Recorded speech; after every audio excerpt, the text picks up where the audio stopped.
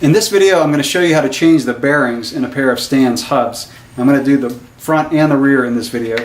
And the hubs that I'm using are the 3.3 hubs. So this service should be pretty similar across most of the hubs. These are actually the 3.3 tie hubs. The road ones are a little bit different, and I'll mention that when I do this service. This is something that I am going to do after about 14 months of riding. The thing that I love about modern hubs that use the cartridge bearings is the only maintenance that you really do is just change out the bearings whenever they need it, or like I'm doing on a more routine service. Again, after about 14 months of riding, I'm real meticulous about maintaining my bikes, so I'm going to go ahead and change out these bearings. So here's what you're going to need to do this service. You're going to need two 6902 bearings for the front. You're going to need two 6802 bearings for the rear. If you're going to do the free hub body, then you're going to need two more 6902 bearings. So if you're doing the whole thing, four 6902 bearings and two 6802 bearings. I'm using these Enduro bearings. You can get them from your bike shop. They'll probably have some bearings in stock, or can order some, or you can get them from Stan's. Stan's will sell them too. The most specialized type of tool you're going to need is a bearing press. You can avoid using one of these if you use some sockets. I like the bearing press. It's just safer. But a socket, I've used sockets before and never had a problem. But this is probably the most specialized tool, and it comes with all these little spacers. You're not going to need all of these, but you will need some of these longer spacers when you press them back onto the hubs. Again, that's a pretty specialized tool which you may not have. You can use sockets. If you're going to use sockets, you're going to need a long 14 or 15 millimeter socket. You're also going to need a 20 millimeter socket. I don't have one here. And you may even need a little 9 millimeter, but if you have a full socket set, then the idea is that you can press in the bearings by tapping, and this one's actually a little bit too narrow. Like I said, I don't have a 20 millimeter. But you can tap them in, and you want the socket to be pretty close to the outside diameter of the race on your bearing that you're pressing in. And it can't be too wide, because then the socket wouldn't go into the hub. So just wide enough to go into the outside of the race of the bearing. You're also going to need a soft mallet, a plastic one, or maybe a rubber one. For the front, you're going to need a punch, or you can use a flat blade screwdriver. A punch is a little bit safer, but since you're probably replacing these bearings and not just taking them out to clean, a flat blade screwdriver would be fine, but I'm going to use a punch. To remove the cassette off your free hub, you're going to need a chain whip, a crescent or adjustable wrench, and then this cassette lock ring tool. You're going to need a 17 millimeter cone wrench. I'm going to use another cone wrench for the rear, and you'll see why in a few minutes, but you'll definitely need a 17 millimeter. You probably will need a flat blade screwdriver, some paper towels, or a clean rag. You'll need some grease. I really like the Phil Wood waterproof grease. You'll need, if you're going to do the rear hub, you don't have to do the hub. The bearings the free hub. The bearings in the hub are what's most important. So you got two in the front, two in the rear. The free hub body also has two bearings, and if you're going to do the free hub body, you're going to need a tool to remove the lock ring. One that it's an internal lock ring, so one that presses inward to remove the lock ring. Again, doing the free hub is not quite as crucial as doing the actual hub bearings. And then you're going to need some rubbing alcohol or some mineral spirits just to clean everything off as you disassemble. I'm going to start with the front. The first thing that you want to do is remove these little caps. And obviously I'm starting this process with the wheel off the bike. These are held on with a little friction from an O-ring inside, and you can usually just pop them out with your hand. So whether you're running a 15 QR or a 9 millimeter, these will just come out. If they're really stuck in there good, you may have to put them in like a bench vise with a cloth around it so you don't scratch them, or you can even use some pliers or something like that. But like I said, these just come right out with my hands, and you can see the bearings. Now the next thing we got to do is tap out the bearings. For the front hub, there is a sleeve inside the hub between the bearings. where your axle goes through. What you need to do is just push that down a little bit with your fingers. That way we can put a punch through and tap out the bearing from the other side. So you can see there, if it'll come into focus, you can see the sleeve kind of pushed to the side. Okay, so now I've got the wheel on the ground, and with that sleeve pushed over, I've got the surface of the race of the bearing that I can put my punch on. So I'm just going to push it through, and then I'm going to take my plastic mallet, and you can use a rubber mallet or maybe even a hammer if you're careful, and we're going to tap the bearing out. And I'm probably not going to show the whole thing on the video. Now, I didn't say this, but you can leave your rotor on the bike. If you do that, you just want to be super careful that you don't hit it with a hammer or anything like that. If you want to, you can take it off just to be cautious. I'm actually going to leave it on. So now I'm just going to tap out the bearing. Okay, so I've tapped this bearing out, and this is the sleeve that will come out as you take out that bearing. It doesn't require a really heavy amount of tapping. You just kind of give it a firm tap with the hammer and the punch, and it'll come out. So now you can see the other bearing is obviously still in there, and we're going to do the same thing. You don't have the sleeve to worry about this time, so you can just reach your punch through there and just tap it out.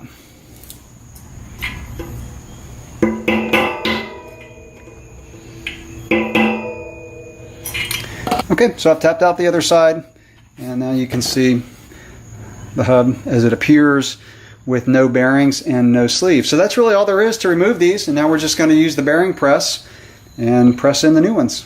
Before we press in the new bearings, just take a paper towel with your rubbing alcohol or mineral spirits or Simple Green, and just wipe out the inside real good. These bearings have a really good seal, so you should not have a lot of dirt in there. But just wipe it out. It's a good opportunity to make sure everything's clean before you press back in the new bearings. Then take your grease and just put a little dab on your finger. You can see that there, just a little bit, and just put it along the inside. Okay, not too much, because a lot of grease can attract dirt, and we don't want to do that. You want to do this for both sides. Again, just a little dab of grease on the inside. Okay, we're going to put the bearing in, and you want to just kind of put it in there with your hand as best you can. And it should stay in there. It has a flange that opens up. Now you want to take either your socket, if that's what you're using, or a bearing press. And this socket is about the diameter of the outside race. And so you obviously don't want a socket that's bigger than the outside race, but you want to get it as close as possible. I'm going to use my bearing press and press this first one in. Okay, so I've got the bearing press on there, and I've got the appropriate adapter for the 6902 bearing. And by the way, that is the one we're putting in on the front on both sides, the 6902. And I'm just going to turn it, and you want the bearing to be in there real snug, but don't over tighten it. It's got to be snug. If it's too loose, it can cause some damage to the bearing. So that's pressed in there pretty good. I'm going to back out the bearing press and do the same thing to the other side. Okay, before you do the other side, make sure that you put your sleeve in there. Otherwise, you're going to be tapping out a bearing and doing it again. So, got the sleeve in. I'm going to do the same thing, just kind of rest the bearing inside, and then use my socket with a plastic mallet or the bearing press. And do make sure that you get these going in straight. Okay, you don't want to start off with it crooked. Got it in there as straight as possible. Now it's just time to use the bearing press and press it back in.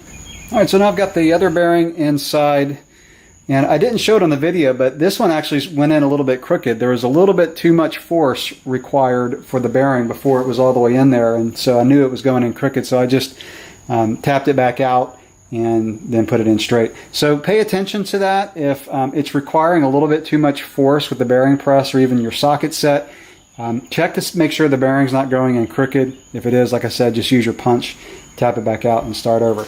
Okay, so now the last thing for the front is just to put these little caps back on. I'm going to take a little dab of grease and put it on the O-ring on this cap. So just kind of go around, put some grease on that O-ring, and just pop it back in. And do the same thing for the other side. Now it's time to do the rear. For the rear, the first step is to get the cassette off the bike with your cassette tool, your chain whip, and your your adjustable wrench. And I'm not really going to go into how to remove the cassette because that's another job, and I've got another video to do that. And I'm just going to pull the cassette off.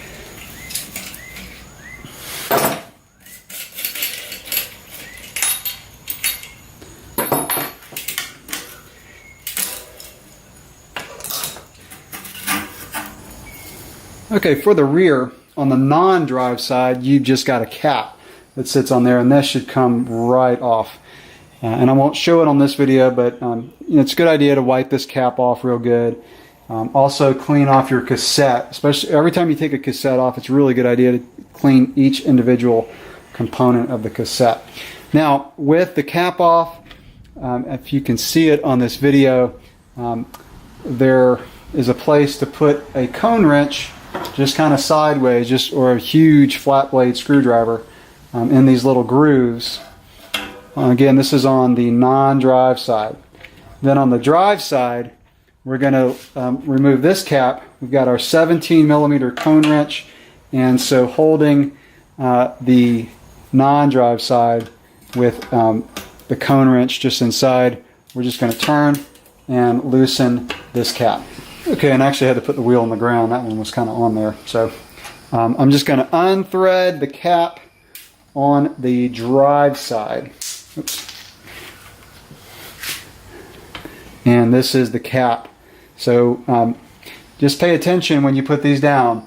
The one that goes on the non-drive side is a little bit longer, and the one that goes on the drive side has the threads inside. So again, just clean those off real good. Once you've got those caps off, the free hub on the stands hubs just comes right off. And just do it very slowly because you've got these pawls inside and you want to make sure they don't fall out. So I'm just going to pull that off and pay attention to how these pawls are. There's only 3 and they just sit inside there. And we're going to clean the free hub body off real good, clean off the inside. And these pawls may come out, so do this over a space where you can't lose these. So over a clean, dry surface when you clean these off. Now, on the axle there is a spacer. Okay, make sure that you put this aside where you don't forget it, and make sure you put it back on before you put the free hub body back on when it comes time to reassemble. On the rear hub, there is no sleeve inside that you got to worry about. All we're going to do is use the axle that's inside. There's collars on each side that hold in the bearing, so you can tap either side. I'm actually going to start with the non-drive side, and I'm just going to tap on it, and that axle will push out the bearing.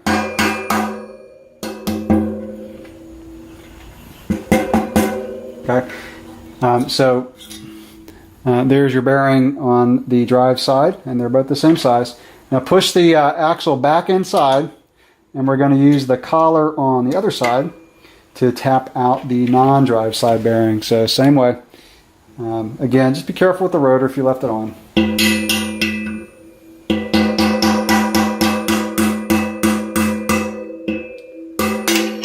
So the rear hub bearings, in my opinion, are a lot easier to get out because you don't have to use a punch. You just tap it out with the axle. So same thing as the front, just take a paper towel or clean rag and with rubbing alcohol, mineral spirit, simple green, just wipe down everything pretty good. And the rear, because it's, rear axles and hubs just are a little bit dirtier because you've got the chain back there and it just tends to pick up more dirt. So just clean out everything real good. And before we do the free hub, we're going to just press in the new bearings for the rear.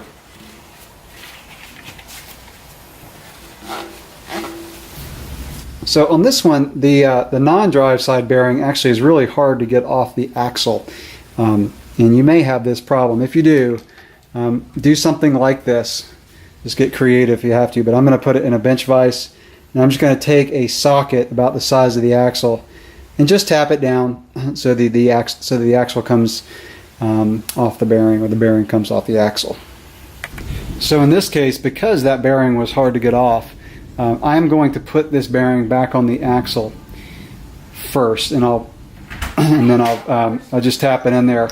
And what I'm going to have to do is actually put this on the workbench, and I'm going to use my plastic mallet to just kind of tap the axle. But this is the non-drive side bearing that I'm putting on, and so I'm going to put that bearing all the way on, and I'll use the bench vise again. I won't show it on the video, but we'll get it all the way on there. Okay, so I've got the bearing on there, and once it gets past that front section, it moves really easily. It's just for some reason the end of that is probably flanged out a little bit, and so it's just kind of hard to get that bearing on there. So I've got it on there, and now it's time to put, I'm going to press this one in first on the non-drive side since it's on the axle, and then we'll just press in the other side. So just like the front, take a little bit of grease, put it on the inside, and like I said before, I clean that out real good, and then I'm just going to put the axle through with the bearing. I'll press in that bearing. Again, make sure it goes in straight, and then we'll press in the other side. Let me say that if you use a bearing press, it's going to come with all kind of different spacers, and I'm not really going to go into how to use the bearing press, but you've got to have enough spacers to get it over the axle and things like that. Bearing presses are really cool. There's a lot you can do with them, so I'm just going to use the bearing press and press this on. Okay, so I've got the bearing on the non-drive side pressed in with the axle. Now I'm going to put in the drive side. This one, it's actually going to be easier for me to put the grease on the bearing itself since the axle's already in there. So I'll just slide the bearing over the axle, and we'll press it in. And again, you can use a socket. This would have to be a long socket because it would have to go over the axle, so you can press it in. But you can do that. Just be careful. Okay, so I've got all my little spacers and whatnot for the bearing press on. We're just going to press in the drive side. Okay, again, make sure they're snug, but not overly tight. Okay, so we got both bearings in on each side. And just give it a little tug. Make sure there's no play. There should be absolutely no play in that axle, and it should spin very smooth. Now we're just going to change out the bearings in the free hub, and you don't necessarily have to do that. I would recommend it if you have everything apart, but you could just do the hub bearings if you want. That's the most important, but I'm going to go ahead and do the free hub body as well. Okay, so on the free hub, you've just got a retaining ring, and I'm going to use this little tool to remove the retaining ring on the outside of the free hub. And so we'll just pull it out. Okay, so now with the retaining ring out of the free hub, you're going to put the free hub down on something wood, preferably. I wouldn't do it on cement. Do it on something that's softer. And you're going to put it so the right side is down. So in other words, the outside of the free hub body where those internal threads are. And you're just going to put it down on the bench. Then take your 14 or 15 millimeter socket and just take your plastic mallet, and you're just going to tap out those bearings. Okay, so I've tapped out this outside bearing by having it down and tapping it. And you've got inside there, you've got this spacer, so make sure you keep track of that. And then you have this larger spacer. So you've got two spacers, one big, one small. And now you've got one more bearing in there, so we're going to tap that one out as well. Okay, so we've got both bearings out. Now we're just going to clean off the inside of the free hub body and just tap in the new ones kind of the opposite way we just did. So I've got the free hub body cleaned off real good. Just going to take a light coating of grease on the inside of the free hub body, and then take your 6902 bearing, just kind of place it in there, and then we'll tap it in with our socket. Now I'm actually just going to use my bearing press since I have it, but if you don't, you can use a 20 millimeter socket, not the 14 or 15, because you've got to go on the outside of that race. So I'm just going to press in that first bearing, get it in there pretty snug, and then I'm going to do the other one. Okay, now make sure you put in these little spacers. So I'm just going to put a real light coating of grease on each spacer. So I'm going to put the big one in, and then I'll just use the grease and put it on the small one, put the smaller one in. And now it's just time to put back in the other bearing. Now I'm going to do the same thing. I'm just going to put a real light coating of grease on the bearing itself on the outside, and then I'm going to use my bearing press and put that back in again. You can use a 20 millimeter socket with the free hub body on the workbench, on a wooden workbench. Just tap it back in, but I'll use my bearing press. Before we put the free hub body back on the bike, just check the bearings, make sure they're real smooth. And also that little sleeve inside, the smaller one, should move back and forth, okay? It should not be real tight. If it's too tight, then the bearings could be preloaded, which could cause premature wear. So just make sure that little sleeve, and you can see I can actually push it over and you can see the sleeve. So just make sure that's in there pretty loose and that you can move it around with your fingers. I almost forgot to mention to make sure you put that retaining ring back in there. Again, on the outside. Put my tool in there, get in there, make sure that retaining ring is in the groove in there. It should snap into place. I got to do that again. But put that in, then it's time to put everything back on the bike. Now it's time to put the free hub back on the bike. Okay, make sure you put this little spacer on first, okay?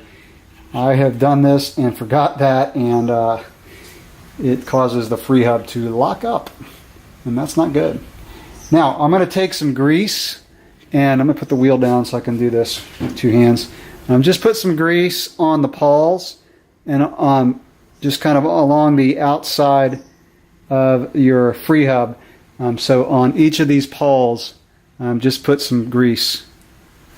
Okay, so with the spacer in there, just take your free hub and just put it back on, and you have to kind of reach in there and just push down some of the pawls. And I find it's easier, just kind of twist this thing counterclockwise as you push down those pawls. And I'm actually going to get a little flat blade screwdriver, because it's kind of hard to get your fingers in there as you push this thing on. And just kind of push those pawls down, and then again turn it counterclockwise, and that way those pawls can kind of slip down in there. I've got the free hub on, and just turn it. Make sure it works as a normal free hub, so it should only turn one direction. That's counterclockwise if you're holding it like this. And we'll just put the end caps back on, and we're done. So you're going to take the one with the threads, the kind of the shorter one, and thread it back on to the axle. You can do it by hand until it gets snug, and then we'll finish it up with our 17 millimeter cone wrench. And again, put something into the slots, just like when we took it off.